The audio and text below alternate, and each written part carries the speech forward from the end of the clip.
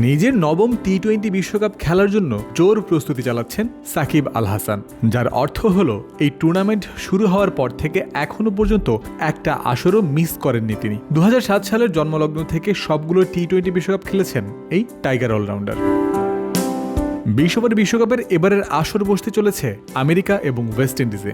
আর USA বা যুক্তরাষ্ট্রেই বছরের একটা বড় সময় পরিবার নিয়ে বসবাস করেন টাইগার অলরাউন্ডার সাকিব আল হাসান। তাই বলাই যায় বাংলাদেশের পর যুক্তরাষ্ট্রই হলো সাকিবের সেকেন্ড হোম।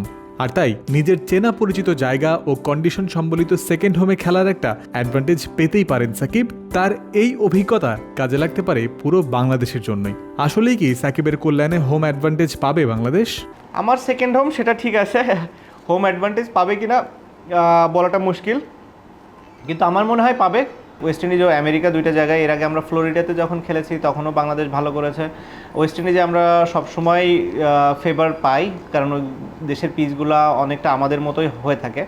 সো আমি আশা করছি যে দুই জায়গায় আমরা অ্যাডভান্টেজ পাবো। নগদে 500 টাকা বা তার বেশি পেমেন্টে পেতে পারেন ঢাকায় জমিসহ 20 কোটি টাকার পুরস্কার। লম্বা সময় ধরে আন্তর্জাতিক ক্রিকেটের 3 ফরম্যাটে 1 নম্বর অলরাউন্ডারের স্থান ছিল সাকিবের দখলে। ক্রিকেট ইতিহাসেরই অন্যতম সেরা তিনি। তবে ক্রিকেটারদের পাশাপাশি তার আরও একটা পরিচয় আছে। 2024 সাল থেকে তার নামের পাশে এঁটেছে সংসদ সদস্যের তকমাটাও। প্রায় 2 দশকের ক্রিকেট ক্যারিয়ার হলেও রাজনীতির মাঠে তার পদচারণা মাত্র কয়েক মাসের। সাকিব জানালেন, ক্রিকেট খেলার চেয়ে সংসদ সদস্যের কাজ করাটাই বেশি কঠিন মনে হয় তার কাছে। ক্রিকেট যেহেতু আমি প্রথম থেকে খেলে আসছি, আমার কাছে অনেক স্বাচ্ছন্দ্য লাগে ক্রিকেট খেলাটায়, যেহেতু ছোটবেলা থেকে এটার সাথে আমি জড়িত। সো আমার কাছে আপনি যদি বলেন অ্যান্সার দিতে, সংসদ সদস্য হওয়াটাই আমার কাছে মনে হয় একটু ডিফিকাল্ট। সাকিব আল হাসান তার ক্রিকেট ক্যারিয়ারের শেষ দিকে আছেন, এই কথা অনেকটাই অনুমিত।